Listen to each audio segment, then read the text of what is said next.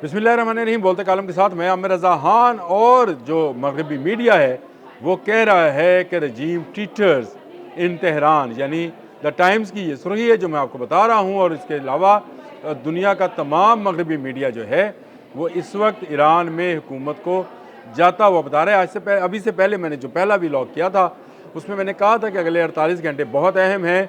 और इस व्लॉग को किए अभी चंद घंटे हुए थे कि ये खबर आ गई कि जर्मनी, फ्रांस और बरतानिया ने मुश्तरका तौर पर ईरान को ख़बरदार किया है कि वो प्रोटेस्टर्स पर गोली ना चलाएं या उन पर तशद्दुद ना करें, उनको प्रोटेस्ट करने दें, क्योंकि ये इंसानी हकूक़ का मामला है।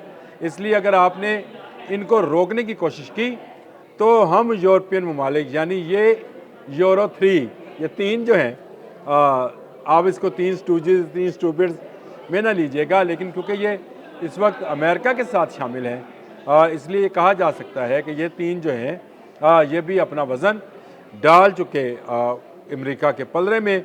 मार्क रूबियो ने भी एक मरतबा फिर वार्न किया है। स्काई न्यूज़ की स्टोरी है कि उसने ईरान से कहा है कि वो ईरान पर कार्रवाई कर सकते हैं अगर ईरान ने मुजाहिरीन पर तशद्दुद किया।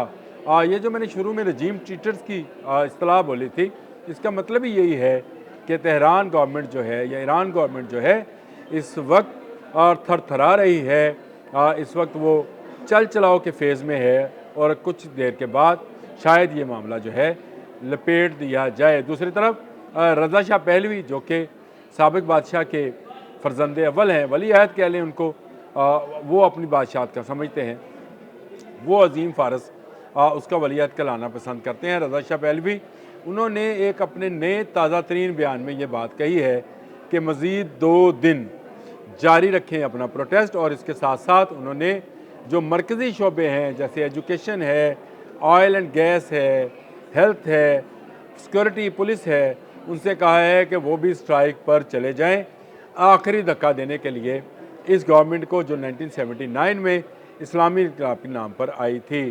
तो यूँ वो माहौल जो मैं जिसका जिक्र पिछले 4-5-7 दिन से कर रहा हूँ और बता रहा हूँ कि ये बनाया जा रहा है और ईरान के गिर्द जाल बुना जा रहा है, उस जाल के सारे मोहरे जो हैं बारी बारी करके सामने आ रहे हैं। कभी यूरोपियन यूनियन के सदर की बात आती है, कभी ऑस्ट्रिया के वज़ीर ख़ारजा की बात आई, बेल्जियम का वज़ीर आज़म बोला, उसके बाद अब ये तीनों ममालिक यानी जर्मनी, फ्रांस और यूके, जो कि यूरोपियन यूनियन के बड़े ममालिक हैं, इन तीन ने भी अमेरिका के पलड़े में वेट डाल दिया। तो मार्क रूबियो के वो टेलीफोन्स जो वो दूसरे ममालिक को कर रहे हैं वो अपना काम दिखा रहे हैं।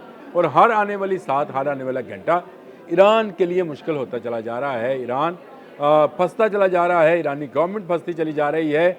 वो अपने लोगों को कैसे मार दे, लेकिन क्या किया जाए कि इस मॉब में, इस पुरतशद्दद हजूम में दहशतगर्द भी छुपे हैं। इसी पुरतशद्दद हजूम के अंदर वो लोग भी मौजूद हैं जो मुसाद और CIA से मंथली लेते हैं, और इस हजूम के अंदर भारतीय जसूस भी शामिल हैं। ये बड़ा अहम पॉइंट है। ईरान ने अपने पाँव पर खुद को लहरा मारा जब उसने चाबहार की बंदरगाह की लालच में कि पूरी दुनिया से जो है इन्वेस्टमेंट बंद थी, तो भारत हमें $5 अरब की इन्वेस्टमेंट का कह रहा है, तो क्यों ना इसकी इन्वेस्टमेंट करा ली जाए। ये वो वक्त था जब गैर मगरबी दुनिया जो थी, यानी अमेरिका और इसराइल जो थे, वो एक जाल बुनना शुरू कर चुके थे।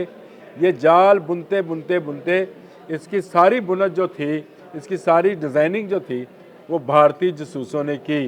वो नज़र ऐसे आ रहा था कि ये जसूस जो हैं पाकिस्तान के लिए आ रहे हैं, और पाकिस्तान में भिजवाए भी गए ईरान की तरफ से, ईरान तो नहीं भारत की तरफ से, लेकिन ईरान का रास्ता इस्तेमाल करके ये पाकिस्तान आए भी, पकड़े भी गए। अभी भी वो अंदर है, कुलभूषण यादव, वो भी ईरानी जसूस था और चाबहार की बंदरगाह से आया, इंडियन जसूस था, चाबहार की बंदरगाह से आया था। ये जसूसी सिस्टम जो था ये पाकिस्तान से ज़्यादा ईरान में अपना जाल तैयार कर रहा था, जो कि मगरबी दुनिया के लिए थी। और आहिस्ता आहिस्ता आहिस्ता आहिस्ता ये जाल बुना गया। और इस वक्त सूरत हाल ये है कि कहा जा रहा है कि 66 से ज़्यादा अफराद अपनी जान से चले गए। यानी सुबह जब मैं ये व्लॉग कर रहा था तो मैंने आपको शायद 45 या 44 का फिगर बताया था, और मैंने बताया था कि 10 के करीब पुलिस वाले 5 बच्चे हैं। लेकिन अब ये तादाद बढ़कर यानी चंद घंटों में 15 मज़ीद लोग जो हैं वो अपनी जान से चले गए हैं। तो ईरान में हर गुजरने वाले वक्त के साथ या हर गुजरने वाले साथ और लम्हे के साथ साथ तशद्दुद में इजाफ़ा होता चला जा रहा है। तशद्दुद में इजाफ़े के साथ साथ गवर्नमेंट जो है वो अपना तवाज़ुन खोती चली जा रही है। और ये जो रजीम ट्रीटर्स की मैंने आपको कहा है इन तेहरान, मगरबी मीडिया इसी को बहाना बनाकर 6 सुर्खियाँ शाया कर रहे हैं। ये बड़ी ख़तरनाक सूरत हाल है। ईरान इस्लामी मुल्क है, ईरान इस्लामी मुल्क रहेगा, लेकिन अगर यहाँ पर रज़ा शाह पहलवी की हुकूमत आई तो ये शायद मॉडरेट इस्लाम की तरफ चले जाएँ, उस इस्लाम को जो ईरानी कल्चर और इस्लाम ईरानी जो वज़ाक़ता है उसकी इस वक्त जो है तस्वीर है वो ख़त्म हो जाए, क्योंकि लोगों का इश्तियाल बढ़ता चला जा रहा है। हो सकता है इन लोगों को ये भी ख्वाब दिखाए जा रहे हों कि जैसे ही हुकूमत बदलेगी उन पर दौलत की रेल पेल हो जाएगी, यानी उनकी आयल, उनकी गैस और उनकी मादनियात और उनकी दौलत जो है वो लोगों में उसका फ़ायदा आना शुरू होगा और वक्ती तौर पर डॉलर की कीमत भी कम की जाएगी। डॉलर पर मैंने सुबह आपको बताया था कि $1 का 1,30,000 तुमन है, लेकिन आज अभी कुछ देर पहले मैंने दोबारा चेक किया तो इसका 1,46,000 तुमन, जो अगर रियाल में, जो कि ईरानी रियाल है, उसको किया जाए 10 तुमन का 1 रियाल बनता है। अगर उसके हिसाब से देखा जाए तो $2 का 1,00,000 रियाल ईरानी रियाल जो है इस वक्त उसकी कीमत है और महंगाई में 70% इजाफा है। आप मुझे खुद बताएं, जब ये सूरत हाल हो तो आवाम कहाँ घरों को वापस जाने वाली है? वो तो मज़ीद पुरतशद्दुद होगी। और जब एक किसी की जान जाएगी तो उसके बदले में 10 लोग बाहर निकलेंगे, उसके चाहने वाले, उसके दोस्त, यार, बेली, सज्जन, वो बाहर आएंगे और उसके लिए माहौल जो है वो बनाया जा रहा है। पूरी दुनिया से आवाज़ें आ रही हैं कि ईरान के अंदर जुल्म हो रहा है। ये सारी आवाज़ें बंद थीं जब गज़ा में जुल्म हो रहा था, नहत्ते बच्चों को मारा जा रहा था, 9 मलूदों को गोलियां मारी जा रही थी, वहाँ बिल्डिंग्स की बिल्डिंग्स गिराई जा रही थी, लाखों लोगों को बेसरो सामानी में जो है कैंप्स में जाना पड़ रहा था। उस वक्त ये सारा यूरोपीय यूनियन और यूरोपीय मीडिया और अमेरिकन जो हैं चुप बैठे थे। और चुप क्यों बैठे थे? क्योंकि इनके मफादात इसमें थे कि वहाँ पर इजराइल जो है गज़ा के इलाके में कब्ज़ा करे। अब इनके ईरान में मफादात हैं, ईरान का तेल नज़र आता है, और वेनेजुएला के बाद, ईरान का तेल लेने के बाद डोनाल्ड ट्रंप सीना ठोक के कहेगा कि 55% नहीं, वेनेजुएला लेने के बाद तो उसने कहा ना कि दुनिया का 55% तेल उसके पास है। इसके बाद वो कहेगा कि दुनिया का 70% तेल मेरे पास है। जहाँ जहाँ तेल है वहाँ वहाँ अमेरिका होगा।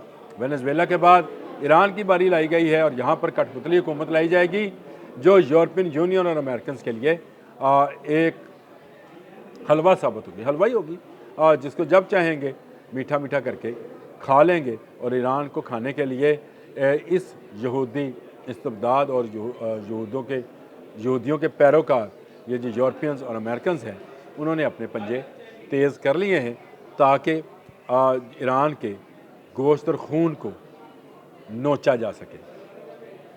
अगली अपडेट आने तक अल्लाह हाफ़िज़।